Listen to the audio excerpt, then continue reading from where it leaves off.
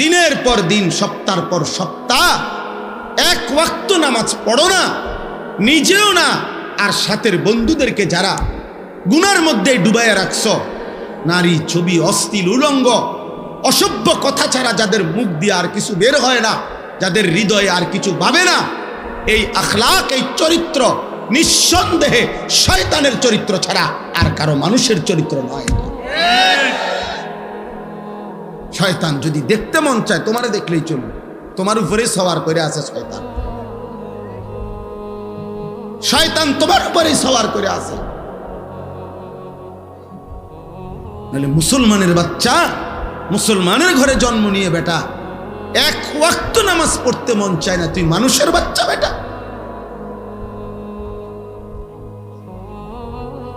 মানুষের বাচ্চা তুই বেটা, নাফরমান কোথাকার। এত নিকৃষ্ট কিভাবে মানুষ হয় বেটা? একটা সেজদাও দিবে না, এক ওয়াক্ত নামাজও পড়বে না। মুসলমানের ঘরে এত বড় জানোয়ার জন্ম নেয়। আরে বাপরে বাপ, এটা কি মানুষ? এটা ওরে তো পোস্টমর্টেম রিপোর্ট করা দরকার, ওরে দেখা দরকার। এটা শয়তানের আখলাক। 2 নম্বর শয়তানের বৈশিষ্ট্য হলো রাজিম। রাজিম মারদুদ, অভিশপ্ত, বিতাড়িত। বিতাড়িত কেমন বিতাড়িত? ছেলেরা বুঝবা, তুমিও বুঝবা। ইসলামী শরীয়তে কোন বিবাহিত পুরুষ এবং নারী যদি জিনা করে, যেটাকে আমাদের সমাজে পরকীয়া বলে, মানে জিনা যদি করে বিবাহিত পুরুষ, কোন অন্য নিজের স্ত্রীকে বাদ দিয়ে অন্য মহিলার সাথে জিনা করে, বিবাহিত মহিলা যদি নিজের স্বামীকে বাদ দিয়ে অন্য পুরুষের সাথে জিনা করে, এই পাপের শাস্তি হলো রজম, পাথর মারা। পাথর, এটারে আরবিতে কোরআনের ভাষায় বলে, ইসলামের ভাষায় বলে রজম, পাথর মারা। আল্লাহর বিধান, তারে পাথর মারতে মারতে হত্যা করো। এই জন্য রাজিম বলা হয় এমন মারদুদ যে পাথর মারার উপযুক্ত। 1 বছর হজ্জের সফরে 3 দিন লাগাতার হাজি সাহেবরা মিনায় এই শয়তানকে পাথর মারে। মানে বুঝাইতে চায়, তুই তো রাজিম, অভিশপ্ত, পাথর মারার উপযুক্ত, পাথর মারার উপযুক্ত। এই জন্য শয়তানের আখলাক, শয়তানের প্রথম আখলাক, মনে রাখবা বাবা, তোমার আখলাক কি শয়তানের না ফেরেশতার, এটা বুঝার প্রথম চিহ্ন হইল শয়তানের প্রথম গুনাহ কি করাইতে চায়, সেটা হলো নারীকে কেন্দ্র করে জিনা, ব্যভিচার এবং তার সাথে প্রাসঙ্গিক হারাম নারীর চাহিদা, অশ্লীল, এটা শয়তানের প্রথম কুমন্ত্রণা, শয়তানের প্রথম চেষ্টা, শয়তানের প্রথম মন্ত্রণা, শয়তানের প্রথম গুনাহের চেষ্টা। নারীর ফাঁদে আটকায় দেওয়া, নারীর লোভে ফেলে দেওয়া, নারীর নেশায় ডুবায় দেওয়া। নাইলে একটা ছেলে যদি মানুষের বাচ্চা হও, এক পবিত্র মা তোমাদেরকে 2 বছর দুধ পান করাইছে, 16 বছর বয়স মাত্র, এত কম বয়সে এত নারী দেখো কেন? অসভ্য কোথাকার। এত মাত্র 20 বছর হয় নাই, এত ছবি, সারা রাত নারী ছবি, উলঙ্গ দৃশ্য যে দেখো, এই হাইওয়ান, এটা কোনো মানুষের আখলাক?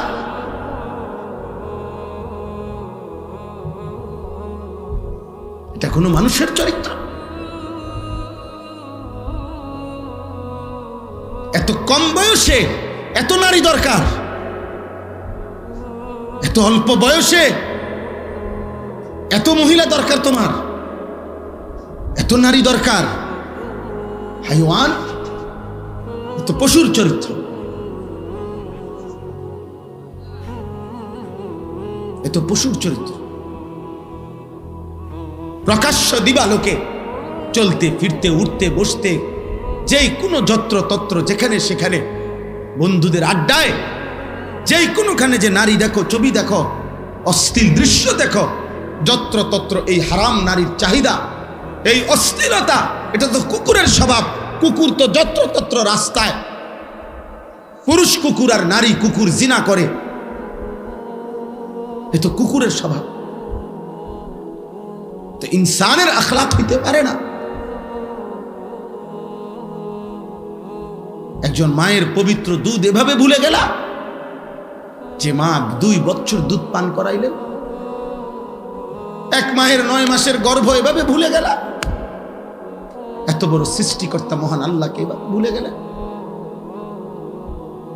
এমন রবকে ভুলা যায়? এমন মালিককে কেমনে ভুলে মানুষ?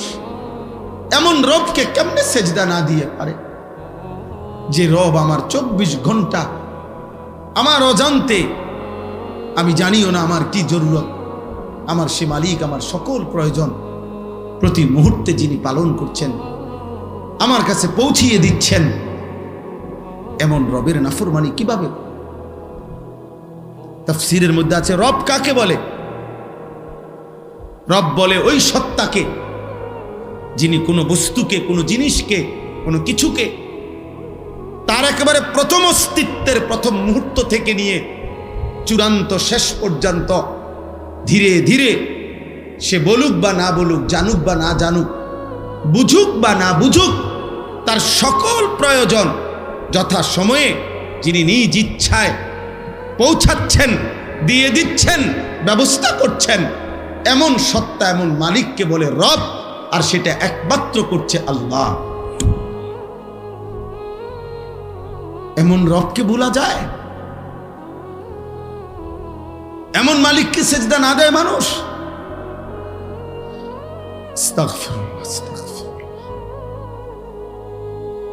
এজন্য বেনামাজি মূলত নিমক হারাম। আমাদের নিমক হারাম মানে কি?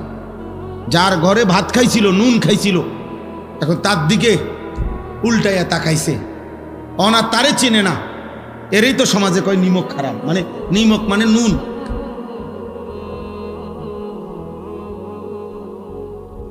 এজন্য বেনামাজি নিমক হারাম, অকৃতজ্ঞ। আল্লাহ যেন বলতেছে, বান্দা এই মাত্র 1 প্লেট ভাত,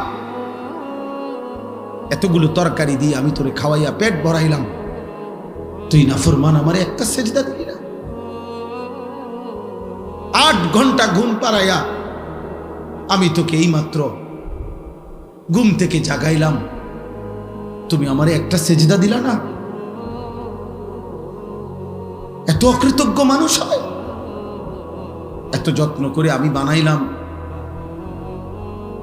এত মায়া করে আমি বানাইলাম, এত আদর করে আমি বানাইলাম। হুয়াল্লাযী খালাকাকুম মিন তুরাবিন সুম্মা মিন নুতফাতিন সুম্মা মিন আলাকাতিন। আল্লাহ বলেন, আমি তো তোমাকে সৃষ্টি করেছি মাটি থেকে, আমি তো তোমাকে সৃষ্টি করেছি বীর্যের ফোঁটা থেকে, আমি তো তোমাকে সৃষ্টি করেছি জমাট রক্ত থেকে, আমি তো এভাবে ধাপে ধাপে তোমাকে 7 ধাপে, 1 ধাপে না। আমি চাইলে কোন বললে হয়ে যেত, আমি যদি বলতাম হও তাহলে সেলিম হয়ে যেত, তাহলে আনিস হয়ে যেত। আল্লাহ বলে না, আমি আল্লাহ মায়ের অন্ধকার জরায়ুতে, মায়ের অন্ধকার রেহেমের ভিতরে কাউকে না ডেকে, অন্ধকারের ভিতরে আমি আল্লাহ একাকী আমার নিজ কুদরতি হাতে আমার যত্নে বান্দা আমি নাক লাগাইলাম, চোখ লাগাইলাম, হাত লাগাইলাম, এমন সুন্দর আকৃতি দিয়ে আমি আল্লাহ শরীর গঠন করে, সুম্মা ইউখরিজুকুম তিফলান, এক ছোট্ট ফুটফুটে বাচ্চা হয়ে আমি আল্লাহ মায়ের পেট থেকে বের করে আনলাম। সুম্মা লিতাবলুগু আশুদ্দাকুম, ধীরে ধীরে সেই ছোট্ট বাচ্চার দুর্বল শরীরে অল্প অল্প পরিমাণে আমি আল্লাহ শক্তি দিতে দিতে দিতে যৌবনের পূর্ণ শক্তিতে আমি তো পৌঁছিয়ে দিলাম। সুম্মা লিতাকুনু শুয়ুখা, সেই আমি আল্লাহই আবার পুনরায় শক্ত সামর্থ্য যৌবনের শরীরে আবার ধীরে ধীরে দুর্বলতা দিয়ে আমি বৃদ্ধ বানিয়ে দিলাম। তাহলে আল্লাহ শিশু বলেন, শিশু তো আমি বানালাম, যুবক তো আমি বানাইলাম, বৃদ্ধ তো আমি বানাইলাম। সময়ের প্রতিটা পরিবর্তন তো আমি করেছি। আমি রাত বদলাইছি, আমি দিন বদলাইছি। ফলে শুক্রবার শনিবার হইছে, শনিবার রবিবার হইছে, 2025 2026 হইছে। তোমার 14 বছর 15 বছর হইছে, 15 বছর 16 বছর হইছে। তোমার দিন সপ্তাহ গেছে, সপ্তাহ তোমার মাস গেছে, মাস তোমার বছর গেছে। বান্দা, এটা তো আমি করেছি, আমি তোমার করেছি। আমি একসাথে সব শক্তি দিয়ে দিলে তুমি তো পারতা না। আবার আমি যদি একদম দুর্বল বানায় রাখতাম তাহলেও তো তুমি চলতে পারতা না। সবটা আমি করলাম, বিনিময়ে আমি একটা সেজদা পাইলাম না। এই গাদ্দার, এই গাদ্দার, তোরা যারা আজকে এশার নামাজ পড়স নাই, ওঠ এখান থেকে বেটা। নাফরমান, যা এখান থেকে বেটা। তোর মতো নাফরমানের জনপ্রিয়তা দিয়ে আমি কি করবো? আমি কি ভোটে দাঁড়াইছি বেটা? আমি কি ভোটে দাঁড়াইছি বেটা? আমি কি মার্কা নিয়ে আসছি কোন? যে আপনাদের একটা ভোট আমার দরকার, আপনারা খারাইয়া মতেন আর বইয়া মতেন আর শীতইয়া মতেন, আমারে ভোট দিলে সারব। এটা ভোটের মাহফিল, ভোটের সবাইটা। তাহলে কেন পড়লা না নামাজ?